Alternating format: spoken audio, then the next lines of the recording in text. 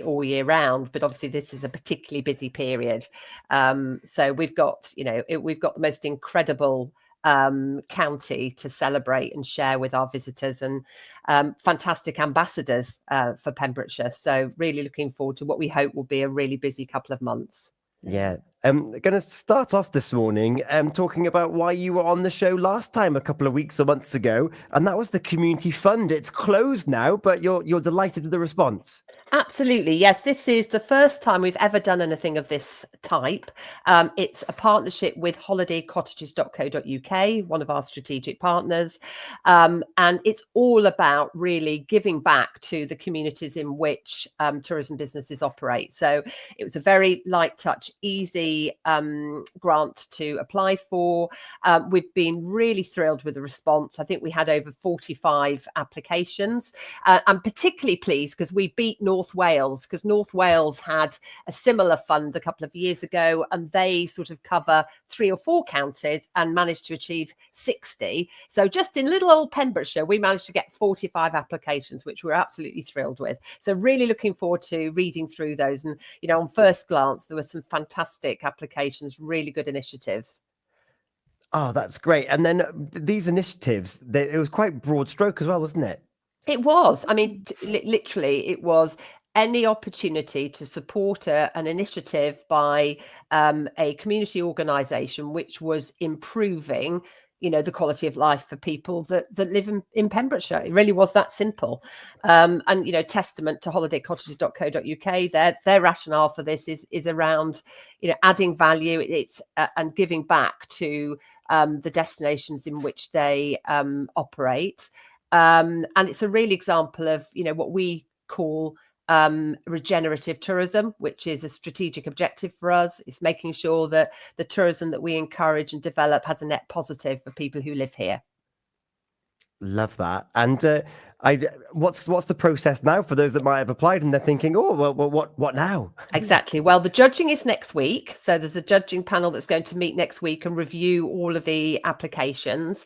And those that have applied, I would expect you will hear within the next couple of weeks. So just sort of keep your ear to the ground, and we will be in touch. And then we'll obviously be looking to visit those initiatives and present their prize probably towards the end of August, but certainly that will be something we'll be doing alongside letting people know in person. Brilliant. Well, and talking of being in person, you're going to be out and about. We are. It's the season of the county shows.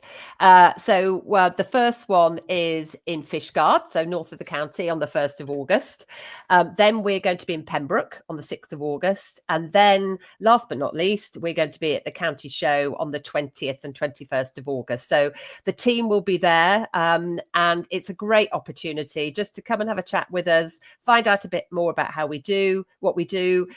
If you're running a business in Pembrokeshire and you're involved in tourism, which is pretty much most businesses, actually, to be honest, because even if you're not a traditional tourism business, you may be supplying a tourism business. So come along and have a chat to us, meet the team, find out what we do and how you can get involved. So yeah, we love this time of year because it really does give us an opportunity to meet so many of the people we work with and to meet the public and help raise the public profile of who we are and what we do. Gina. Yeah, no, I was just going to say that's what we love about the shows. It is getting out there, meeting people and having that conversation. And like you say, some businesses may not even think that they are part of this or that they could be part of this. Absolutely. And it's just opening so much opening up for them right here in Pembrokeshire. So I know that you're going to have a very busy time at those 3 shows. Exactly. No, it is great. We love it. We absolutely love it. And as you say, it's really about just helping people understand how they can get involved. And it really is incredibly straightforward. And there's so many opportunities. Yeah, it's a wonderful cross-pollination going to the different various shows because their primary focus is agriculture, which is another major sector here in Pembrokeshire. And then but they're also an attraction in and of themselves. People travel from all over to come to these shows, and through Visit Pembrokeshire being there, you get to link those two things up even more. Absolutely. You're absolutely right, Tom. It's Pembrokeshire tourism is one of the 3 pillars. As you say, energy, agriculture, and tourism, the 3 key economic drivers. And there's so much interrelation. Many businesses involved in agriculture also have tourism businesses as well. Lots of businesses diversified from agriculture to get involved in tourism. So it highlights how holistic the economy is in Pembrokeshire and how many interconnections there are. Yeah, well, even yesterday we were at one such place in Folly Farm. Absolutely. And tourism together. Yeah, a wonderful example. Yeah, real jewel in our crown. So that's your summer. You're going to be out and about at those various shows. So we'll make sure that we've got them listed on our website. And then there's an opportunity next year. I'm going to come to in just a moment. But you mentioned that tourism is an all year round thing. You've got some autumn events coming up too. We have, absolutely. We have pretty much every other month we have an event where that's an opportunity for businesses to come along and meet us. So we've got our networking event at St Bride's on the 17th of September. That's a great opportunity to come and see the recently refurbed St Bride's, which is amazing. We've got some great speakers there. We've got Richard Bond from Food and Drink Wales, and also Katie Lloyd from the Southwest Wales Regional Crime Unit, talking about cybercrime, economic cybercrime, really topical, after the recent coverage of what's happened with some of our major retailers. So that's brilliant. And then our Meet the Team events, our next one is at Blackpool Mill on the 15th of October. And they are what they say on the tin, essentially. It's an opportunity to come and meet the team, network with other businesses, just sort of, bend our ear about things that are sort of exercising you or keeping you up at night. And just, again, it's we are always out and about, north, south, east, west, in the middle. It really is an opportunity to engage and support our incredible businesses that are working so tirelessly, all year round, 365 days of the year. I suppose, Gina, we forget because we get to have a little catch up and a natter every single morning. But I imagine that some of these sectors, it can be quite isolating. Gina, what are your thoughts? Yeah, well, I'm thinking exactly the same. And it's lovely to have this opportunity to come and get the wealth of knowledge that you can to give to people, and that support. And like you say, having a chat, meeting up, having that, just somebody else that you feel actually we're not on our own. And also it's helping make those connections. So often businesses come along and they meet people. They said, I didn't know that you were here. I didn't know what you did. It's also a great opportunity to showcase all of our incredible tourism businesses. So when we have these events, we deliberately have them at businesses across the county. And I've lost count of the time that businesses come along and said, look, I've lived in Pembrokeshire all my life, but I've actually never been here. So again, there's so many benefits. We've also got the event in November, which is going to be our supplier to buyer event. So that's another event coming on. So we publish and promote our events across socials and on our websites. So if people go to the industry section on our website and go to About Us, they'll find out an up-to-date list of all our events.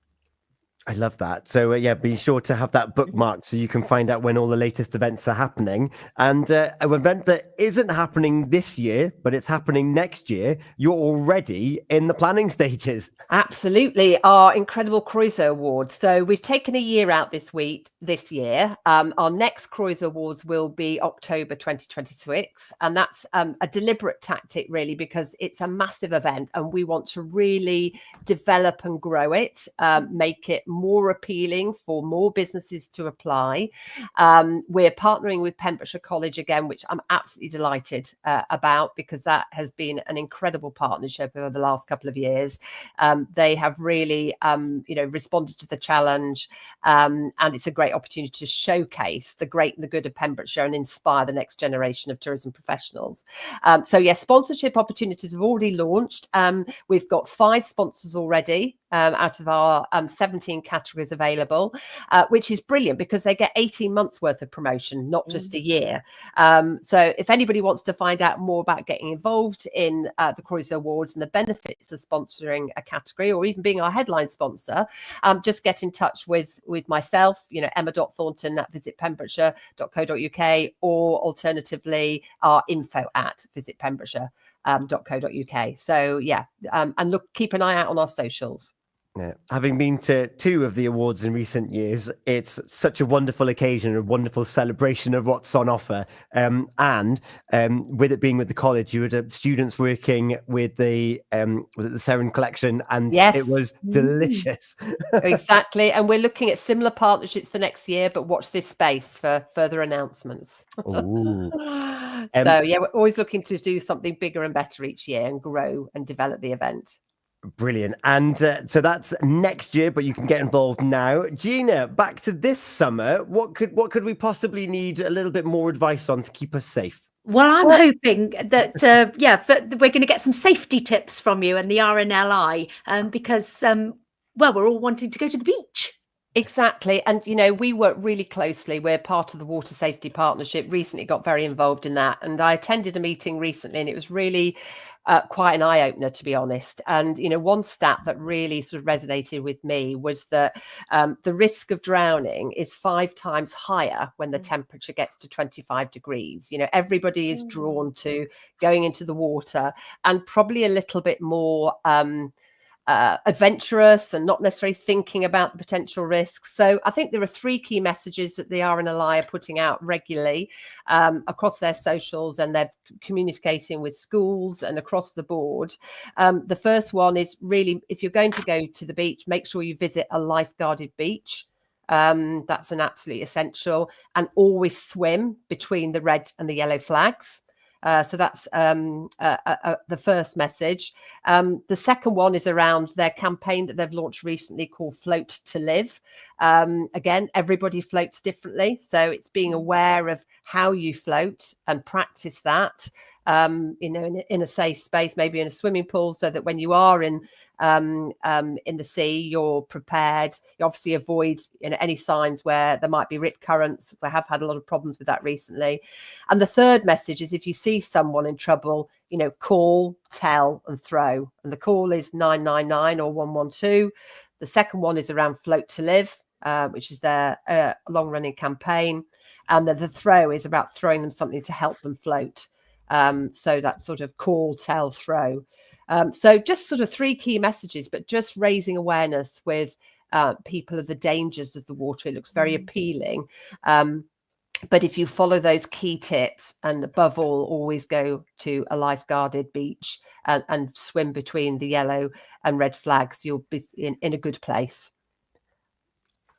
That's been a jam-packed couple of minutes having a chat with you here this morning, Emma, talking about what's next for the Community Fund, the different places where we can see you face-to-face, your autumn events, sponsorship for Croeso Awards, and keeping us safe on our beaches along with the lifeguards and the RNLI. Big shout out to my to the one I used to overlook in Little Haven and Broadhaven. They've had a new boat delivered to them recently, so they are ready to save lives at sea. But hopefully we won't need that if we follow those three tips and advice.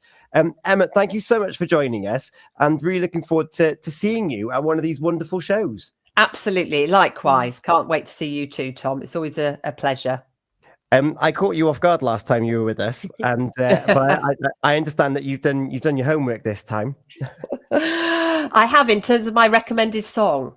Yes. well, last time we caught up with you as well, you had your granddaughter and daughter coming to stay with you, and I've got to say, how did it go? Did they have it was a lovely amazing. Brilliant. Yes. Well, it's National Gorgeous Grandma Day today.